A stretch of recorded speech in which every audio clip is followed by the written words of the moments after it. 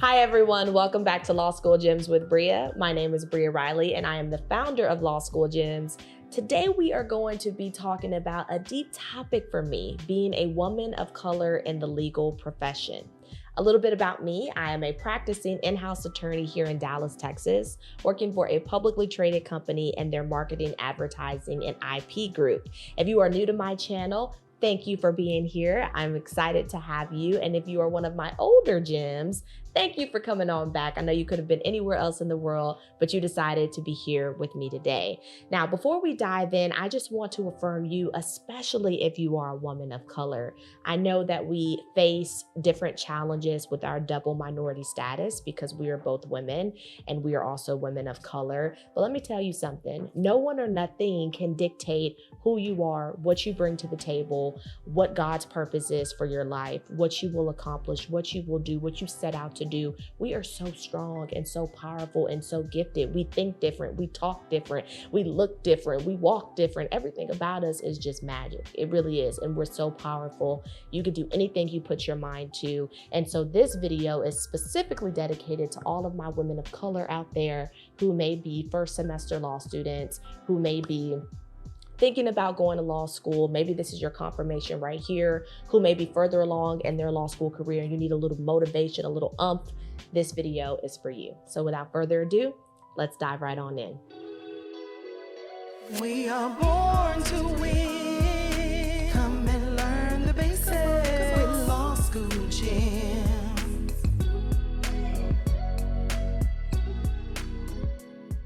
So I get asked a lot by women, aspiring women, lawyers who want to be lawyers one day, what has my journey been like, not only as a lawyer, but as a law student? So I'm going to share a little bit about my experience today, and I hope you were able to glean from it something that's helpful, something that will help guide you, because I wish that I would have gotten this information from someone who looked like me before I started law school or as I was going into the throes of it. Would have been really helpful, and it would have definitely boosted my self-esteem and given me the courage and the confidence that I needed in the very beginning, right? So first rule of thumb, as a woman of color, there are going to be certain perceptions about you, either from your law professors, from administrators, from employers, from your peers, from your colleagues, just based on the fact that you have two minority statuses. You're a woman and you're a woman of color, okay? And some of those perceptions or presumptions will be accurate, some will not, but none of those dictate who you actually are. You dictate who you are. You dictate who your reputation will be. You dictate what you will do with your life. You dictate how people perceive you. Actually, let me back that up. You can't dictate how people perceive you, and that isn't your business. You can only dictate what you put out there into the world and how you show up in the world. So let me say that again. It is not your business what other people think of you, and don't let that distract you or prevent you from accomplishing whatever it is you set out to accomplish. Even if people tell you that's just not possible for someone who looks like you. It's not true. And we're breaking down barriers and boundaries every single day, and it starts with you. Also, as a woman of color in this field, you have to have some thick skin, right? Because you are going to confront challenges that maybe other people that don't look like you don't have to confront. And one of those being respect, right? Respect is earned, it's oftentimes not given. But once you feel like you've earned respect, you've gotten great grades, you've studied hard, you put your best foot forward, you show up and you give 100% of your effort, you're in this competition, you're in this organization, you're on this law review, you have these grades. It doesn't mean that you become cocky or overly confident in your abilities or your accomplishments. You remain humble, right? We always keep that humility, but you also begin to demand the respect that you deserve because you have earned it. And that is going to be true not only as a law student, but even once you become a lawyer. And don't let anyone minimize that for you, especially starting out as a new lawyer. A lot of people will say, you haven't earned your stripes yet. You haven't been practicing long enough yet to demand what you're demanding. And the real true reality is that that's not true either, right? And all of us as human beings, especially as women of color, we deserve respect. You should demand respect, and don't ever let anyone make you feel less than.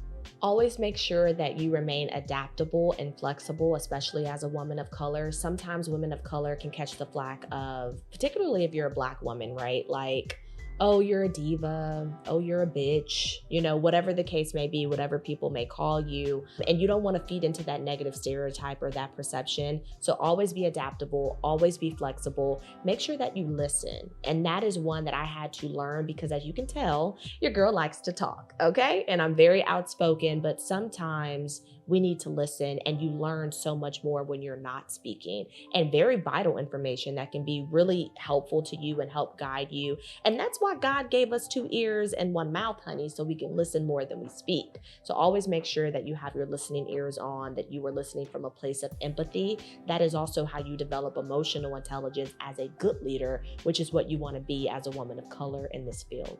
Now, and this is a biggie, do not be defeated by the number of no's that you receive. You will receive 100 no's for every 1 yes, and I promise you none of them will have been worth it until you get to that final yes. And that's the opportunity or the accomplishment or the relationship or whatever it may be for you throughout your law school journey that was meant for you to begin with. And that's the one that you want. You don't want those no's. And whether you realize it or not, when they were happening, those weren't the ones for you either, and you still didn't want them. And so now that it's confirmed and you got that yes, that's what you hold on to, and you celebrate those wins, especially as a woman of color, because too often we don't pat ourselves on the back. We don't talk about our accomplishments. We remain too humble. There is a thing as being too humble. I don't want you to be overly confident and cocky fresh, but I also don't want you to be too humble. I want you to talk about your successes. I want you to talk about your challenges. I want you to talk about how you were able to pivot and become a better writer, a better case briefer, a better reader, a better exam taker. Talk your stuff. Do that. That's important, because if you don't, who will? Who's going to know those things? Who's going to help get you the opportunities you want, get you in the rooms that you want to be in, if they don't know who you are and what you do and what you've done? So you have to be your biggest advocate, especially as a woman of color. And let me tell you, men, especially white men, have no problem talking about their accomplishments, even if they're small. In the grand scheme of things, I'm gonna just keep it 100. You could have done so many other things, but we're not talking about them enough. And you're far more likely, employers, bosses, leaders in the legal community are far more likely to hear from our white male counterparts about what they are doing than we are to speak about ours, because oftentimes we are told and we believe that our actions will speak louder than our words, right? If we keep our head down, if we remain bookworms, if we don't talk about ourselves or brag about ourselves too much, then our accomplishments and our actions will speak for themselves. That's not always true, because if you're trying to get someone who's 4 rungs above you to notice you, they're not going to notice you from your action, because they're not seeing the day-to-day groundwork or the minutia that you're laying. They're not in it with you. So in order to get that person to understand what it is that you bring to the table and who you are, you got to talk your stuff. And it starts here in law school, and don't be afraid to do that, as long as you know it's coming from a good place and you have good intentions, and it's about your delivery. Run your race. I cannot emphasize that enough, especially as a woman of color. Do not be distracted by what other people have going on or what they're doing or what they are not doing. You focus on you. Don't criticize others for what they're doing or what they're not doing. You do it, and you go after what you want, and focus on yourself. Be in competition with yourself. I was at my best and still am at my best when I am focusing on things that make Bria happy, when I am focusing on things that I want to accomplish for my own, and not just to say, oh, well, I want to do that because this person was doing it, or because Jim Bob did this, or because Shailene did that. Like, no, I want to do it because I want to do it, and it's going to make me feel good, and it's something that I want to accomplish. So run your race, be in competition with yourself, always try to be better than you were before, but live in the present. Don't live too much in the future. And that's what I mean when I say celebrate those small wins, especially as a woman of color, because it's okay to say, I'm not where I want to be, but damn, I'm proud of where I am right now and where I came, right? Because it's a privilege to be where you are right now and to live in this moment. It's also a privilege to plan for your future, and that's all well and great, but live in the moment and be proud of yourself and be proud of who you are and what you bring to the table. Don't burn bridges, don't talk, and don't gossip, okay? Let's start practicing that lawyer-client confidentiality right here, right now, because you never know who you're speaking to, who they know. The legal community is small, y'all. Like, it is really small. And I grew up in the legal community in Chicago where there were so many different law schools and so many different law firms, and yet everybody was interconnected in some way or somehow. So be careful who you're gossiping with, who you're talking to, and what you're saying about certain people or certain things, because without fail, it will get back to that person or that thing or that situation. And you don't want to be at the heart of any of that drama, any of that gossip. Stay out of the fray. And like Michelle Obama says, when they go low, we go high, and it's just what we have to do. There are some times when you got to never mind. Anyway, but definitely make sure that you are staying out of the fray and that you are staying out of the drama as much as possible, particularly when you're in law school and when it's easy to do and when you're going to hear a lot. There are going to be rumors circulating, etc. Rise above all that like the cream that comes to the top, and I promise you, you will thank me later for it. Have one person in your life that you will share everything with in law school. Let that person be your confidant. For me, that person was my mother. I'm very, very close to my mom, and I talk to her about a lot of things, and I know my mom is a vault. If I give it to her, it's gonna stay with her. I can vent, I can, talk, I can yell, I can scream, I can cry, I can be happy, I can celebrate, I can talk my stuff, I can brag on myself, and my mama is gonna be in my corner, and that is what you need. You need one person like that in your law school career. I don't advise you have too many, because then, what's the point of having confidants, right? They're no longer confidants, it's just everybody knows your business. But have that one person that you confide everything in, all your trials and tribulations, all your challenges, all of your hopes, your dreams, and your accomplishments. So that way you're getting it out and you're not internalizing it, but you're also protecting that information and safekeeping with someone who you feel safe, a safe space. That's very important as a woman of color in particular, and it will do you a world of good. Trust me. That one person will also uplift you. They will give you your praises. They will pat you on the back, but they will also hold you accountable. They're going to be your accountability partner. They're not going to be your yes person. You don't want too many yes people on your team. You want that person that's going to say, no, you need to go case brief that case again. Because I heard you say last week that you didn't really understand it. That case may come up on your law school exam. You need to be prepared for that. Don't sleep on your case briefing. Like, you need someone that's going to motivate you. We all need that. Let that one person be your confidant, or find someone else. But like I said, keep that intimate circle really small, the people that you express those things with and the people who you let be your accountability partners, and have that good gift of discernment. Now, another important question I get as a woman of color is whether to be yourself, whether to show up truly, authentically you. And the answer is, it's tough, it's tricky. You got to walk a fine line. There's really no way other than to show up and be yourself. Like, I can't explain that or emphasize that enough. You have to be yourself, but there are certain parts of you that you can protect. And that's definitely what I did when I was in law school. So there were certain parts of myself that probably a lot of my peers didn't see and wouldn't know, because again, I only wanted to share those parts with people and things and opportunities that I felt safe with. And that was for my own sanity, right? And so because of that, it may have sacrificed me some perceptions or misunderstandings amongst my peers, because maybe they thought, oh, she's just picture perfect. She's only trying to bring one image or portray herself one way to the public, but we're not getting to know what's underneath that. And really and truly, it wasn't because I was trying to put on a persona. It was because I was trying to protect myself, and because I wanted to make sure that I controlled my image and that I controlled what was out there about me. And especially as a Black woman, our reputation, our word, our values, who we are, all of that matters, right? And so that's what I was trying to guard under safekeeping. And again, it's a fine line, because I'm still going to be Bria, as you can tell, and I'm going to show up as myself, but I'm also going to make sure that there are certain parts of me that are still withheld just for privacy, not because I'm living in secret, but because I'm a private person as well. And I highly encourage you to do the same for your own mental health and wellness and well-being. So remember when I said that it came at the sacrifice from some of my peers who may have thought I was being fake or just trying to put on this perfect persona, when really they didn't see that I was just trying to survive, right? I was trying to put my best foot forward and do what I knew how to do and be my type A self, and get my things done. But they didn't see the nights I went home and cried. They didn't see the nights I was praying on my knees, trying to make it through law school, trying to find that epiphany moment that I talked to you guys about. And many times people won't, and that's okay. It doesn't make you a bad person. It doesn't mean you're withholding, doesn't mean you're fake. It just means you're protecting those intimate parts of yourself, like I said, for your own mental wellness, and well-being. And that's okay. And don't ever let people take that from you or make you feel like you can't. And make no mistake about it, law school and the legal field is a profession.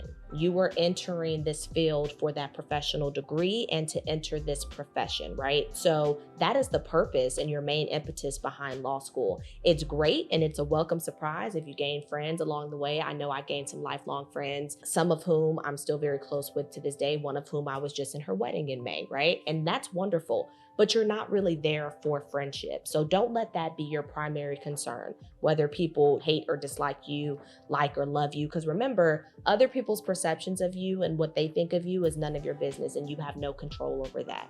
All you can do is be yourself and show up and understand that you're going to be for some people and you're not going to be for others. It's kind of like tea versus coffee, like whatever your preference is. And you're not going to appease everyone. But as long as you build that rapport with the close group of people that you know and who know you best and that are going to have your best interests at heart, and you continue to build your network and put your best foot forward, and your reputation is stellar, like I know that it will be, and you don't have no smut on your name, that's all that matters in the legal community. And that's all that's going to matter once you become a legal professional as well. It is important not to create enemies, but you can also not be like besties with someone and still not have them as an enemy. And that's a part of the whole not burning bridges situation. Now, some people may ask, why did you choose to be judicious about who you chose to share certain parts of yourself with? And like I said, some of it was to protect my peace and my mental health and well-being. But also I realized, like I keep telling you guys to have that gift of discernment, everyone is not going to be for you. Everyone is not going to have your best interests at heart. And you want to make sure that you're only sharing certain things about you and who you are to people that you find safe. And that's very important. So that way your confidences remain your confidences, and that information isn't leaked, that you keep certain things private that you want to remain private, and that you still have those intimate relationships that you are pouring into and harvesting and growing and watering, because that's also important too, to keep up lifelong, not just in law school, but once you become a lawyer as well. So again, I chose to be judicious with who I shared with because I didn't want to give people ammunition to use against me. And that is a part of the line, the fine line that we walk as women of color in the legal profession, because there aren't very many people in the profession that look like us. And so it's a very small price that we pay as women of color in this field. And hopefully by laying a foundation that makes it easier for the next generation of women of color to come behind us, both in law school and in the legal profession. Lastly, don't feel like you have to be the token, the minority token, whether it be for women, for Black people, for Indian people, for Mexican people, for Asian people. You are not. So many cultures have different facets within them. Not everyone has the same shared experiences, although that you may being a part of certain cultures, but that's not always going to be true. Being Black isn't a monolith. Being Mexican isn't a monolith. Being Indian or Asian isn't a monolith. So do not let people, places, things, opportunities, nothing tokenize you. It's not worth it. And you're going to sacrifice a small part of your soul if you allow them to do that to you.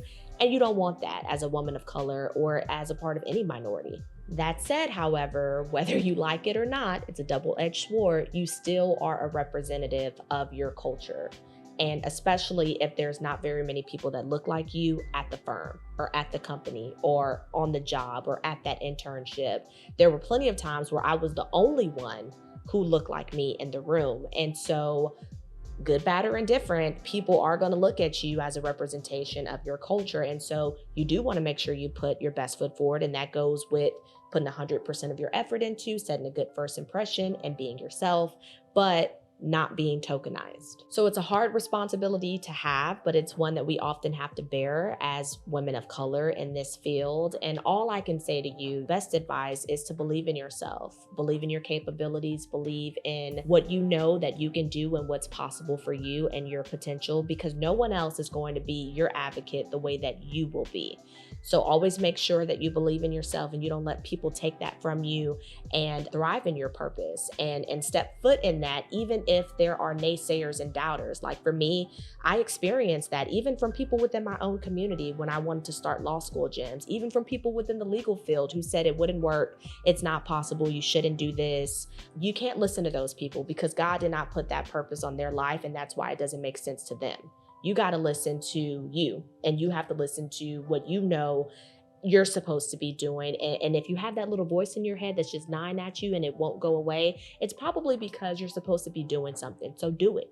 Get up and do it. I'm rooting for you. If you need anything, let me know. Drop it in the comments. I'm always responsive. I can't wait to hear from all of you, especially my women of color. Lean in. I'm giving you a big hug. I know it's not easy, but I got your back. Feel free to like and share this video specifically with the woman of color today, just to celebrate her today because she deserves it. And especially if she is a first generation law student, she is a first semester law student, if she is considering law school, or if she is someone further along in her law school career and needs some more gems along the way. Be sure to subscribe to this channel so you get reminders of when these videos populate, because I know you want to catch these gems. And as always, thank you for watching to the very end. It really helps me grow this channel, and I cannot wait to see you guys next time. Thanks for listening. Bye, y'all.